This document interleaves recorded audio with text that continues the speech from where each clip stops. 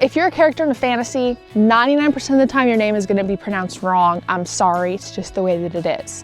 I've reached a new low because I'm literally using a full-blown notebook as my bookmark. Look who stole my place. She's hoarding this book like it's her eggs and she's like a chicken. What more could you ask for? You're on a magic carpet ride with your own genie and your best friend in the back seat. Sounds like a great time to me. Like, if you meet a guy that can kill spiders for you, like, when can we get married? Hello everyone and welcome to today's video. If you have never seen me before, hi, my name is Rachel and I like to read no spice books, obviously. Or if you have seen me before, then I really appreciate you wanting to come back and watch another one of my videos. I'm 15 books behind my reading goal. Let me just like sit in the shame of that. The year started out great. We were reading books and then I absolutely started feeling like absolute garbage. I did set my reading goal to 100 books this year, quite ambitiously. I am still determined to get there though, because with the help of this video, and once summer comes out and I'll be reading in the sun, no one will be able to stop me. So let's see how many books I can read and how much closer I can get to my goal.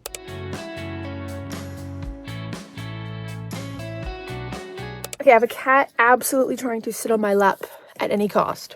Excuse me. Okay, that's I think like a shovel. This is not the greatest filming scene, but that's okay. I'm on my front doorstep reading because little Miss Queen Holly has to go and play outside. The book at the very beginning has name pronunciation, places pronunciation, and other pronunciations. Does the word pronunciation have any meaning to you anymore? And here's the thing, when I see that, I love it, I appreciate it. I'm probably gonna go through it once. No offense to anyone. The characters are going to get the names that make the most sense in my head when I'm reading them. I'm sorry. I wish I could, be very technical and be like, oh, okay, that's what this is. No. I'd like to know if anyone else disregards that as much as I do. I'll read it 100% and I will try my best to put it in here, but then it's up to my brain. It makes the rules on what the names are called.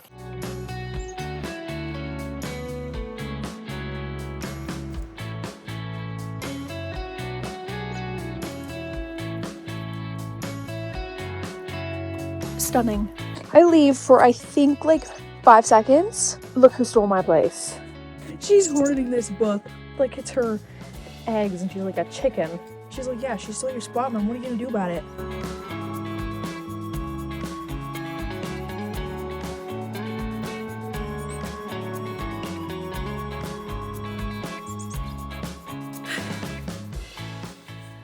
The first book we're reading in this video is Bound by Wishes. I got this book for Christmas and then someone was like, hey, we're doing a book club with this book. Do you want to join? And I'm like, absolutely I would.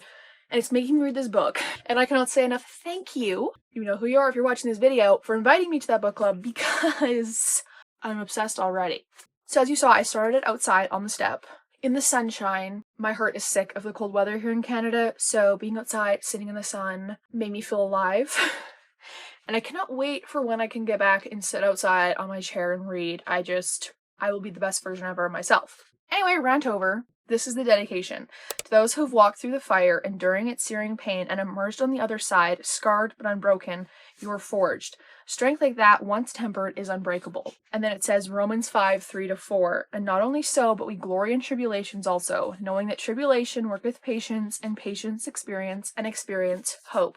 I relate really heavily to this. Not that my situation is the most terrible thing in the world. It's not. But I've been feeling absolutely so terrible for the longest time, and I am just really sick of it. I'm surprisingly okay right now. This book is making me happy, so thank you to reading for that. But reading that it was what I needed. I already knew the book was going to be good. If there's a verse in the dedication, I already just feel this connection to it. And then it says, cliffhanger warning. The following chapters may cause severe emotional distress, sudden plot twists, and an urge to throw your book or reading device across the room. Proceed with caution. The ending is not for the faint of heart. I don't have book 2, but I feel like I will be literally running to my computer to buy book 2 once I'm done this. If I was smart, I'd be buying it now. But you know what? I might be. And then there's the drawing. I'm not used to having drawings in books like this that aren't special editions, so I was like, whoa, that caught me off guard. When I tell you, I am on page 45. It's giving me the feeling like this could be one of my all-time favorite books of my entire life. Does that sound dramatic? 100% yes. But I don't believe I've ever felt this feeling so soon into the book that I knew it was going to be a favorite and that I knew I was going to be sad when it was over. I was feeling this on like chapter 2. I've already could have smiled like an absolute idiot, but I was reading at the kitchen table, so I tried to restrain myself. It just gets right into the story, which I realize I haven't actually told you about yet. This is basically a fantasy book meets the movie Aladdin. She is an archaeologist. She is a woman in a man's world. You get the picture. She's invited to read this ancient language that no one else can decipher. She goes into this mine. It literally opens up, swallows her whole, and she discovers a genie lamp.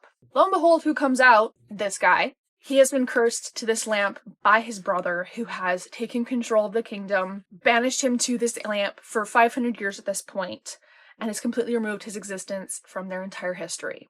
So he is the most angry man on the entire earth, but because she awoke him in his lamp, she's now his master. So of course she gets 3 wishes. I cannot stop smiling. Basically, he's like, hey, you help me get back my kingdom. I will tell you where these famous mines are that she's been looking for. So he's gonna turn her into a princess to try and become the wife of his evil brother. The dynamic between these two is already unmatched. He takes her into the middle of the desert to, transform her into this princess that no one sees. And she's like, why would you have to do it in the middle of the hot desert? It sucks out here. Clearly, I'm paraphrasing. And then he just makes this oasis in the middle of the desert. He's so mad with his situation, but he's like, I have to cater to this girl to make her do what I want. And he's still so nice about it. And he's still being such a gentleman. I literally want to savor every single page inside this book. I don't want it to end. And I'm only this far into it. I'm literally already getting sad for when it's over. So if you see me reread this in a future reading blog or somewhere else on the internet, I have warned you. Because the obsession this strong at page 45, people better watch out. Because I'm about to talk their ear off to anyone who wants to listen. I'm literally so dizzy that I can't even hold my eyes across the paper to read. Every time I look somewhere, I'm dizzy. My day is officially ruined. What am I supposed to do with myself?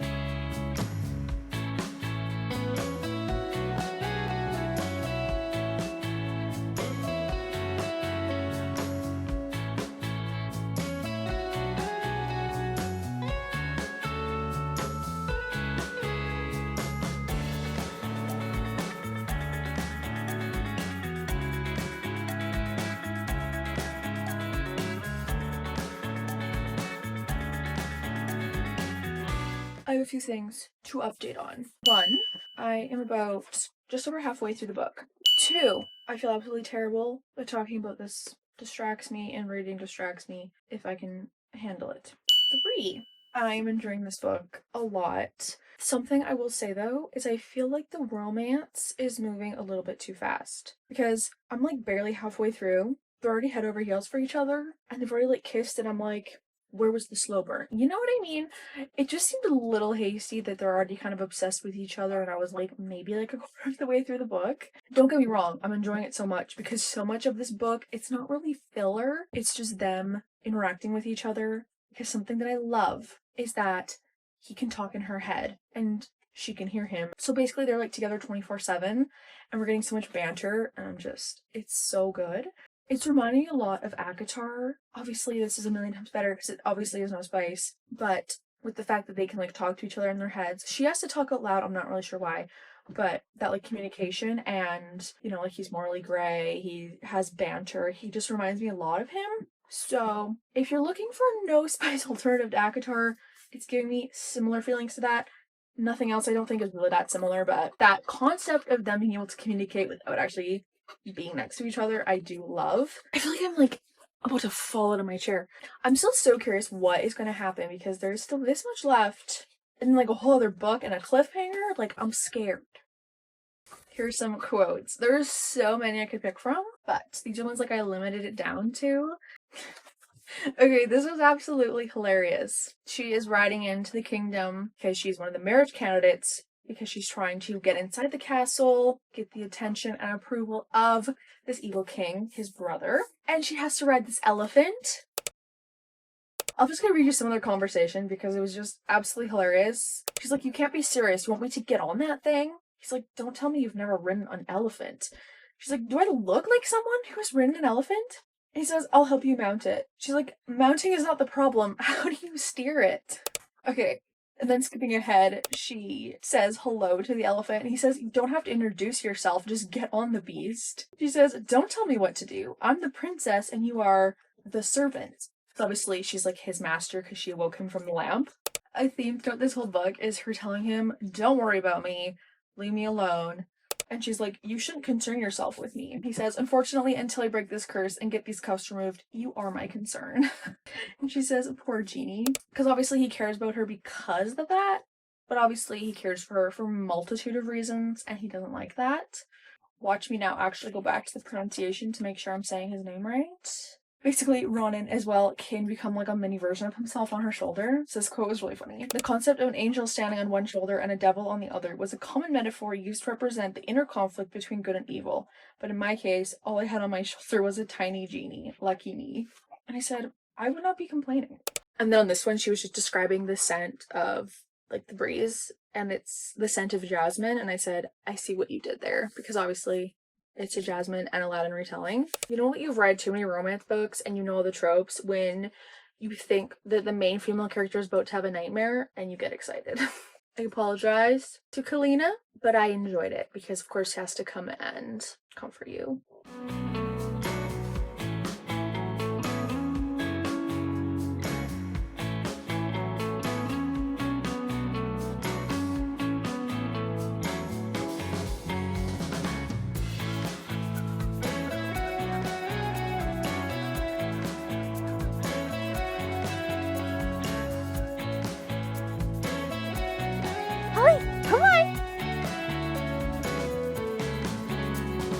You guys, we got the magic carpet scene. This is making me realize how much I need to rewatch Aladdin because I loved it. Was her best friend also on said magic carpet ride? Yes. So the dynamic was romantic but also hilarious. So what more could you ask for? You're on a magic carpet ride with your own genie and your best friend in the back seat. Sounds like a great time to me. I have indeed finished this book, and the first thing I want to say is that I'm very thankful to this book, and I always will be, because it distracted me from how I was feeling. If you see me kind of looking like I'm half alive in those clips, I was. This is an amazing, amazing fantasy book. And while it is not a 5-star, I would say it's a good at least 4.5. It's been a bit since I finished this, so I've been removed from the plot twist for a second, but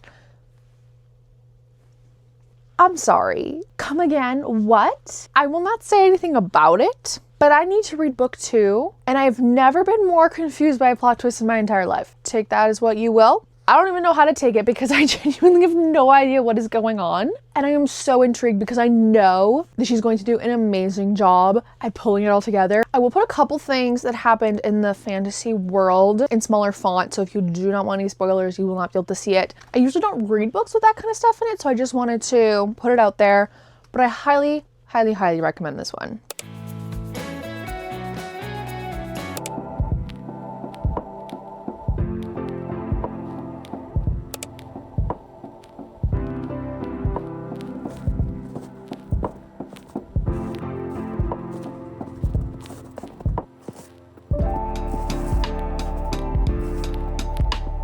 There's little Miss Queen Holly. Before I even start talking about this book, I want to ask you guys one question. What month do you think it is? This is like an overturned tub. The snow's pretty much up to the top of it, okay?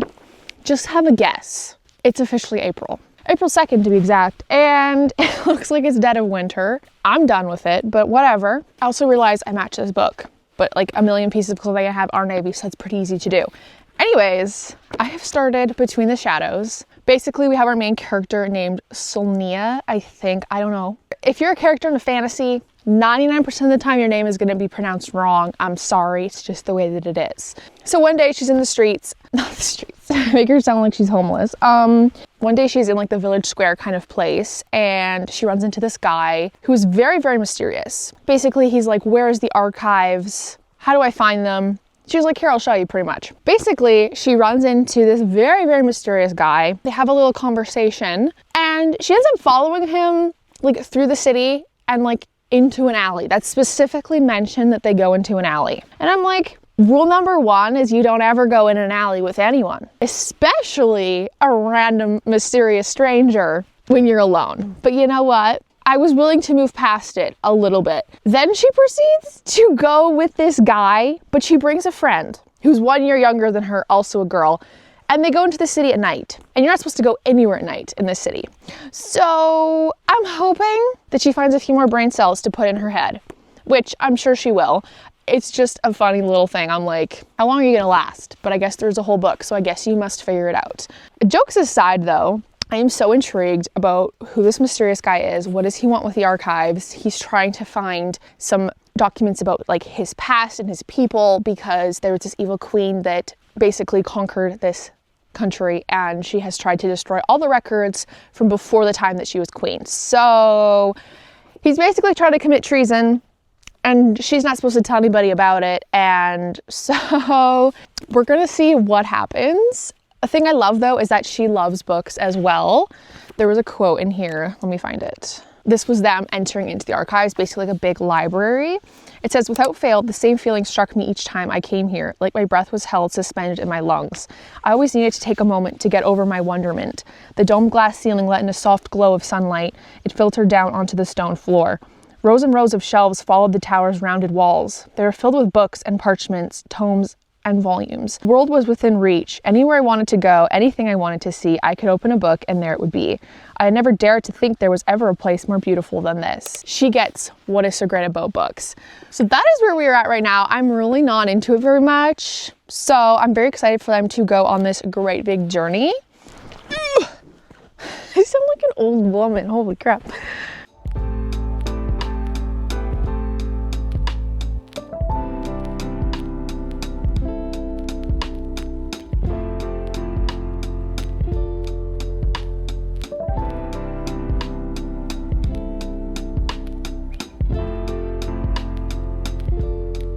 Just set my book down for like 3 minutes. Luku had to come take over and stand guard apparently. I'm coming with the update of shame. I have this much left. Like I said, hey, I'm gonna read this book. I've just started it. It's promising. And then it's like, snap my fingers and yeah, I'm done it. I don't have an excuse except, I guess I kind of do actually. This book, a lot of it is trying to figure out who Ro is. Why is he here? What the heck is going on with him? So a lot of it I couldn't really talk about because I think that if you're reading this book, you should enjoy it and figuring out for yourself. And I also just got carried away and read a bunch and I didn't stop to update you. So here I am. This book, you're just basically along for the ride. I had no idea what was going on. Those attractions were in like a really long line and you're just like a bunch of sheep following each other. You don't really know what ride you're signing up for, what it's going to be like, but you just keep following them. And if something bad happens to them, you're going to. And they like herd you into this little contraption. You just sit there and they strap your seatbelt in and you're like, there's nothing I can do about this. I'm just going to enjoy it. That's what this book is. That analogy might sound scary, but this book was super, super enjoyable and fun to follow along and see where these characters are going to go and what is going to happen. I don't even think it's going to become fully resolved in this book because there's this much left and there's a lot of answers. And I do know there's going to be more books in this series. So we're going to have to see what happens.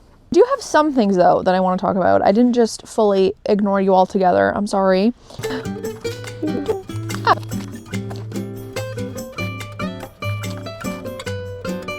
At one point we get to read Ro's journal and that was really fun because you get to like see meeting Sonia from his point of view. This is how he describes her. He says, I'm not sure exactly how to describe her. She reminds me of the golden glowing butterflies I met in the forest. Her hair is bright blonde and her eyes are little bits of shining blue, like the flowers that lit up in the jungle when I touched them. Her pale face and golden hair above her blue dress reminds me of the sun perched in the light blue sky. I've just reread what I wrote and it is ridiculous. I sound like a love-struck, brainless, witless poet, but it is what I thought of her, so I will not blot it out. She says, the fact that he was intimately familiar with the details of knocking people out ought to have bothered me, but instead I was irrationally impressed. It's like, yeah, you are definitely in love. That is definitely a sign of love I did not know existed. If that impresses you, yeah, you're pretty far gone. We also have the classic scene where they are in a certain place and they're trying to escape from certain people. And they end up like going into a wardrobe. And of course, there's someone else with them. He goes behind some like laundry baskets and stuff so that the two of them can go and jump into the wardrobe. You know. Okay, last quote. It says, hi, are you here for story time? You have peanut butter stuff on your chin. It says, where was Ro? I felt lonely without him, which was ridiculous since I valued solitude. At least I'd valued it until I'd met him. Which is definitely how I feel like my favorite time is when I'm alone. I think that doing things alone is definitely something that is very underrated. I feel like most people love to do things with other people, which like, yeah, that can be fun too, but I don't know, there's just something about being alone. And when I say alone, I mean usually being with Holly. I feel like that would be me too. Like if you find the right person, then, you know, then you wouldn't want to be alone anymore. At least I'm assuming that's what happened to her. I'm going to go and finish this now, and we're going to see what happens.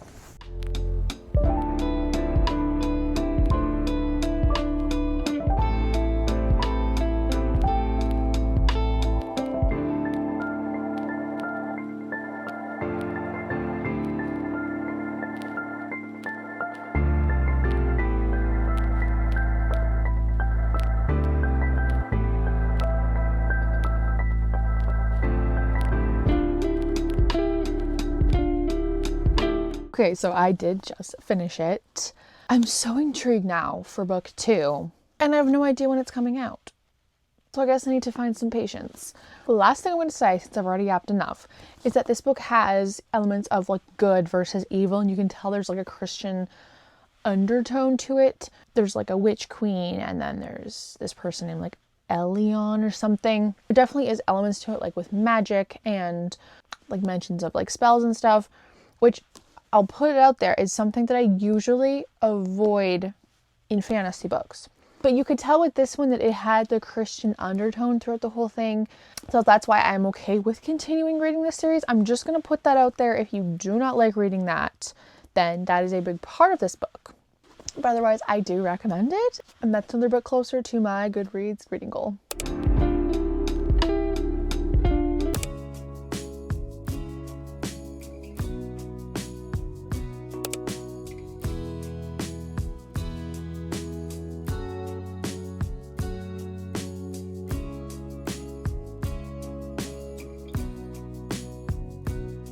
I've reached a new low because I'm literally using a full-blown notebook as my bookmark. And my drawer of bookmarks is sitting right over there. Like, you know, I could just reach over and grab one. Okay, I'm actually going to do that because this is ridiculous. This one has 2 verses on it. It says, I am loved, Jeremiah 31:3, and trust in the Lord, Proverbs 3:5. So you know what? That is very fitting for this book. The next book I've started is Not Since You. It has one of the most absolutely unique covers I've ever seen, because it almost looks like a painting was turned into the book cover. I really love it. Basically, yes, I'm checking to make sure I have the characters' names right, because, you know, I've just been reading this book. But you know what? Names kind of fly in and fly out of my brain at will. And I've heard it happen to other people as well. So our main character, Anderson, has been in the foster care system. He is 17 at this point, and he is next door neighbors to our main female character named Ava, who is trying to get him to open up, is trying to make him smile because she realizes how broken he is on the inside, and there's just something between them. So before her prom, she asks him in the middle of the night. She's like, I have to catch him off guard, otherwise there's no way he would say yes. So she goes and asks him, do you want to go to my prom with me? And he somehow says yes because, you know, he senses something there as well, because he's never felt this way about someone else, because he's just had this absolute terrible life. He's not wanted to open up to anyone. And then Miss Ava comes along. They end up going to prom. They end up having this magical moment. This is not a spoiler. It happens right at the beginning of the book. And then the next morning, she just comes out to a note, basically saying, you deserve better than me. I cannot let you settle for me. I'm sorry I have to leave. She never sees him again. That's a lie, because this book would not exist if they never saw each other again. Basically then, 10 years later, she inherits this cabin from her grandparents. She goes up there and she hires this handyman. See where I'm going with this? He goes by a different name, hasn't seen him in like 10 years. She has no idea it's him, but the moment he sees her, he's like, oh, that's her, but no, she must hate me.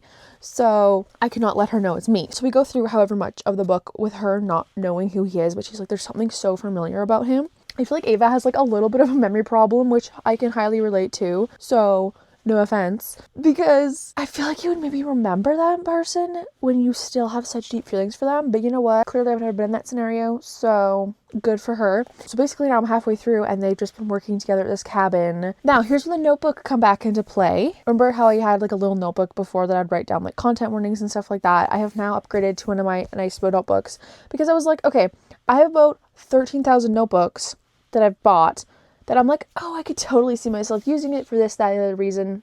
I don't use it. It just sits on a shelf and I'm like, you know what? Why don't I start using it for this? Because I'll see it every single day. So that is what I'm doing. This book also has a lot of Christian themes that I really, really do enjoy. Basically, they have their first meal together and she like holds out her hands and she's like, I'm going to pray. And he's like, what? And then like days later, he's praying and he is finding that God still loves him, even though he is been through so much and he thinks he's unlovable, but obviously that's not how God feels about him. And it's just really cool watching that story progress. Anderson, though, is like one of the sweetest male characters I ever read about.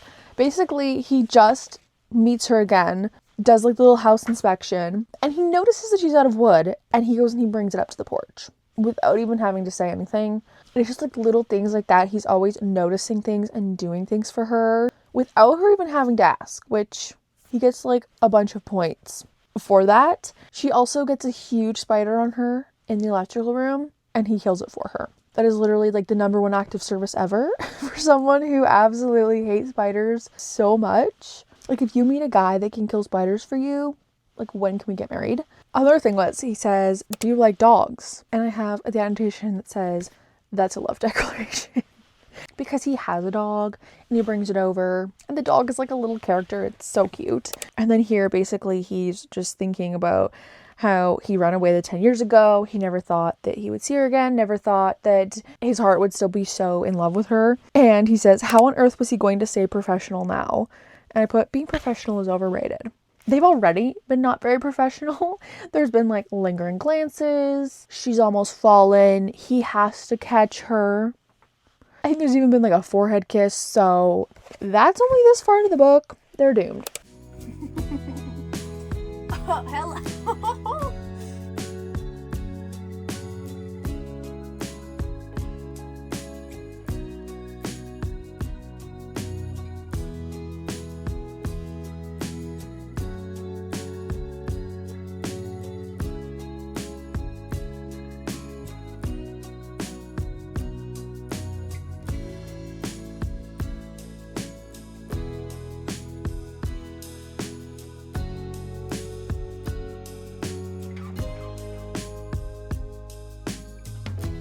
Book 3 of this video complete. I was reading the ending of this book while the moon landing was happening. Not the moon landing.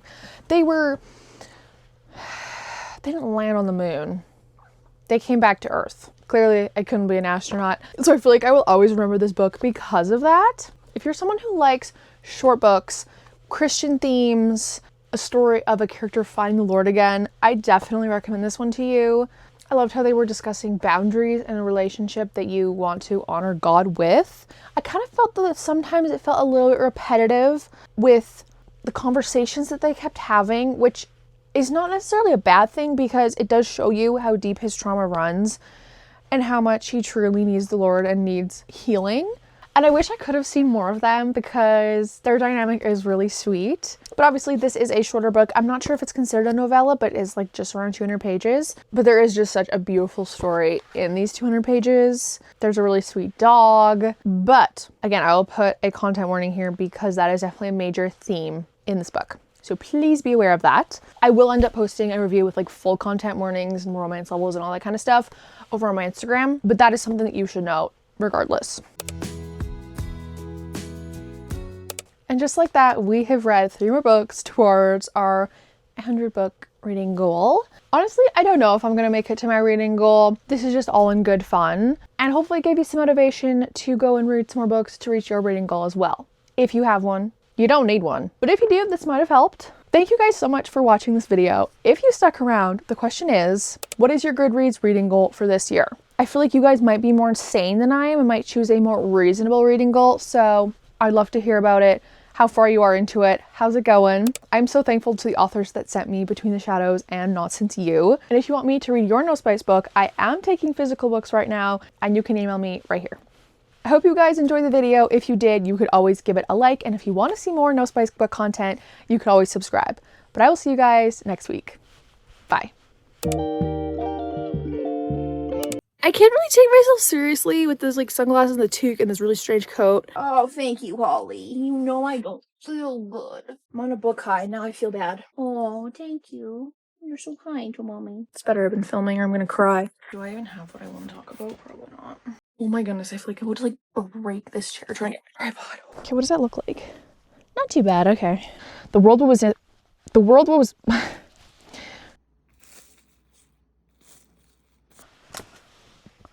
gonna break my teeth off.